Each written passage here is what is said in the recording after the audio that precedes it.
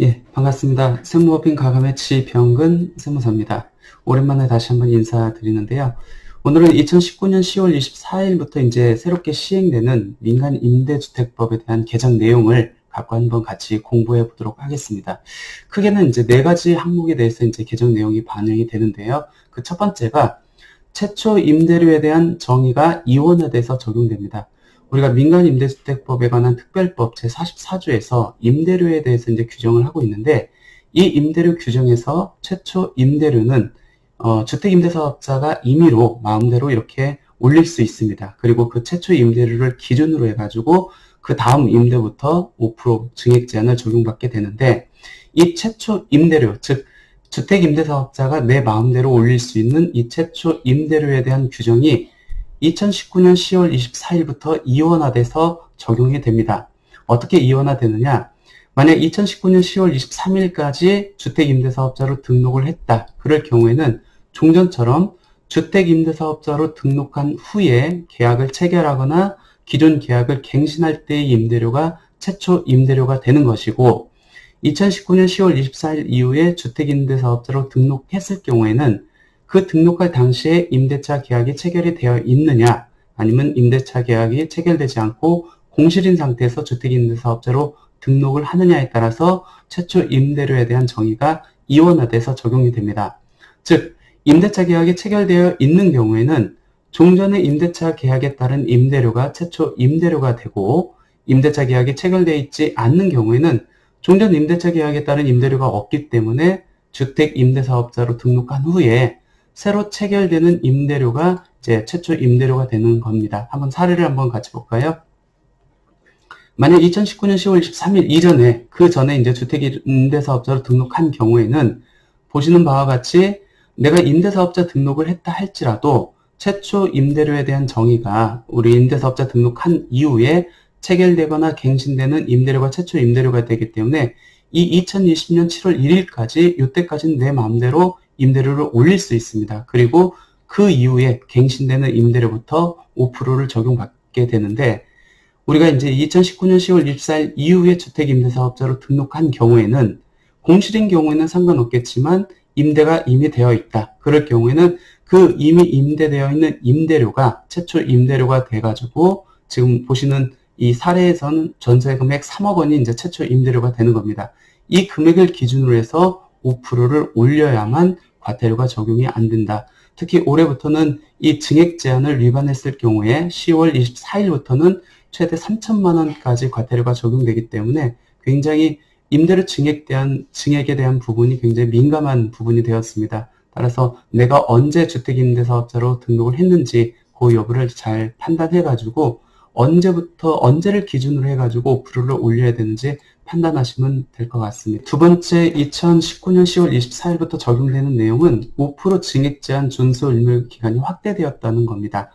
우리가 5% 증액 제한은 언제부터 적용되냐면 임대료 증액 제한이 의무 임대 기간 동안에 종전은 이렇게 적용이 됐었는데, 이 의무 임대 기간에서 의무자가 삭제가 됐습니다. 그러면 임대 기간 동안에 5% 증액 제한을 준수해야 된다는 얘기거든요. 그럼 여기에서 의무 임대 기간하고 임대 기간하고 어떻게 차이가 납니까?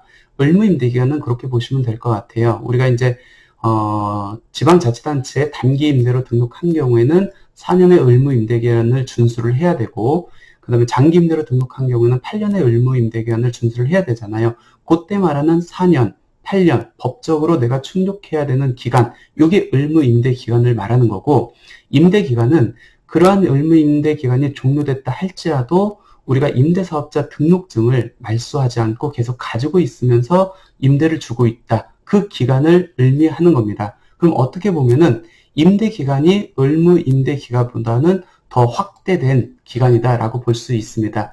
예를 들어서 내가 시군구에 장기 임대주택, 즉 의무 임대 기간이 8년짜리로 이렇게 등록을 했습니다. 그랬을 경우에 의무 임대 기간은 2018년 1월 1일을 기준으로 개시를 했다고 하면은 8년 되는 시점인 2025년 12월 31일까지 이 8년이라는 기간이 의무 임대 기간이 되는 거고, 이 8년이 종료가 됐습니다. 종료가 됐는데 나는 그때 이제 임대사업자 말소 여부를 선택할 수 있겠죠. 근데 임대사업자를 말소하지 않고 계속 둔 상태에서 임대를 주고 있습니다. 그럴 경우에는 임대 기간, 그 기간을 임대 기간이라고 보시는 거고, 의무 임대 기간이 끝나고 임대를 계속하고 있다. 그 기간까지도 5% 증액 제한을 준수를 하라는 겁니다. 왜 이렇게 법을 개정해 놨느냐? 즉 5% 증액 제한 준수 의무 기간을 확대했느냐? 정부의 입장은 그런 것 같습니다. 만약 의무 임대 기간이 끝나고 임대사업자 등록증을 말소하지 않고 계속 임대로 하고 있을 경우에 너 세제 혜택 더 받지 않느냐? 이제 그런 의도인 것 같아요. 만약 의무 임대 기간이 끝나고 나서도 내가 임대사업자 등록을 말소하지 않고 계속 임대를 주고 있다. 그럴 경우 우리가 받을 수 있는, 지속적으로 받을 수 있는 세제 혜택 한번 따져볼까요? 보유하고 있는 와중에 해야 되는 거는 다 받겠죠. 첫 번째 재산세 감면 그대로 적용받을 수 있고, 두 번째 종합부동산세도 보유세의 일종이니까 합산배제 그대로 적용받을 수 있고, 세 번째 종합소득세 감면도 그대로 적용받을 수 있겠네요. 그리고 양도소득세에서 이제 두 가지 혜택을 더 추가로 받을 수 있는데, 그 첫 번째가 이제 거주주택 비과세 특례입니다. 즉 임대주택이 있는 상황에서 거주주택을 팔았을 때 그 거주주택에 대해서 비과세를 해준다는 거기 때문에 임대주택이 없으면은 얘는 거주주택 비과세 혜택을 받지 못하겠죠. 따라서 의무임대기간이 충족했다 할지라도 임대사업자를 등록한 상태에서 거주주택을 판다? 그럴 경우는 비과세를 못 받는 겁니다. 임대사업자 등록증이 있는 상태에서 팔아야 되기 때문에 그때 거주주택 비과세 혜택을 그대로 적용받을 수 있다. 양도소득세 100% 감면은 왜 의무임대기간이 끝나고 나서도 임대를 했었을 때 추가 혜택을 받을 수 있다고 볼 수 있죠. 그건 뭐죠? 양도세 100% 감면은 전체 양도 차익에 대해서 감면을 해주는 것이 아니고 내가 임대한 기간 동안에 해당하는 양도소득세에 대해서 감면을 해주고 있기 때문에, 예를 들어서 내가 임대를 개시한 다음에 지금 8년이 됐습니다. 그리고 바로 판다고 하면은 전체 금액에 대해서 다 감면을 적용받을 수 있겠지만, 내가 8년을 충족한 다음에 내가 들어가서 직접 살아요. 그리고 2년 있다 판다고 했을 경우에 내가 실질적으로 10년을 가지고 있다 할지라도 의무의 공한 기간은 8년이기 때문에 8년의 양도 차익에 대해서만 감면이 적용된다는 거죠.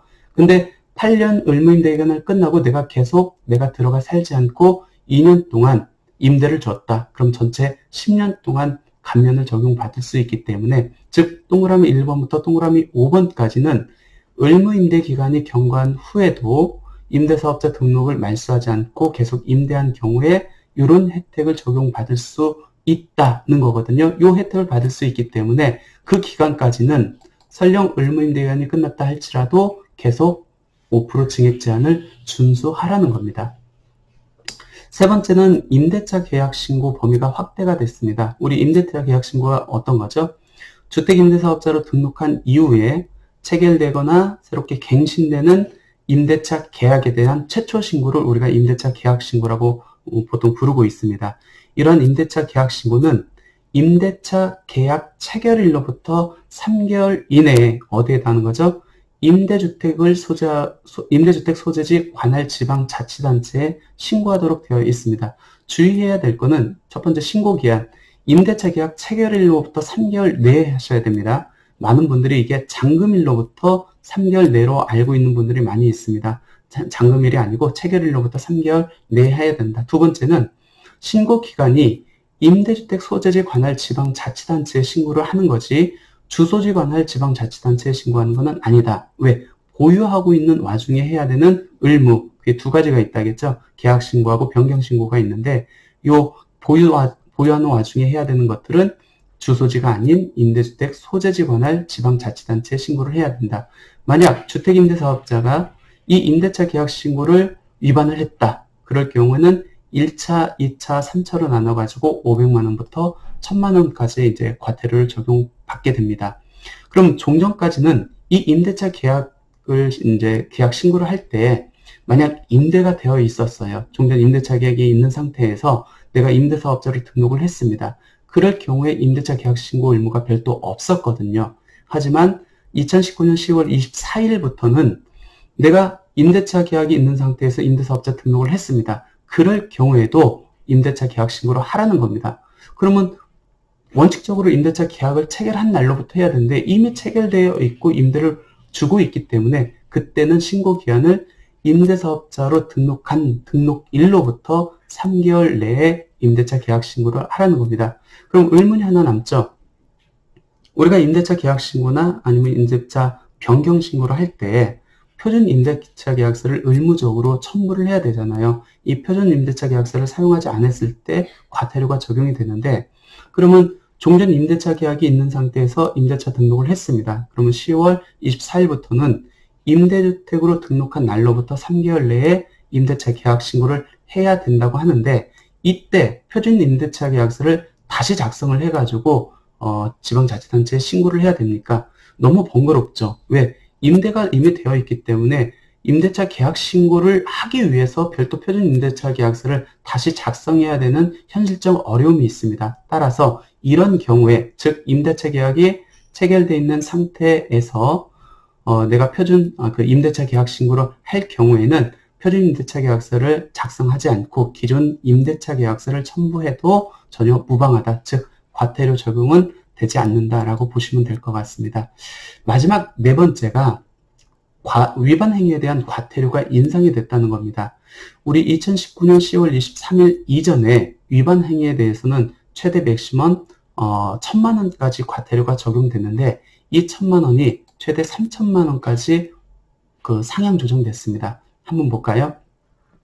먼저 등록사항 말소 신고하지 않았을 경우 1, 2차로 나눠가지고 50에서 100만 원까지 되는 거고, 이번에는 이제 3,000만 원까지 오른 항목들은 임차인들한테 임대차에 대한 어떤 권리 보호 차원에서 굉장히 민감한 항목들, 즉 임대주택을 의무의 기간을 준수하지 않고 양도했을 때, 또 5% 징액 제한을 준수하지 않았을 때, 이런 임차인들 권리에 영향이 있는 것들은 3,000만 원까지 올렸습니다.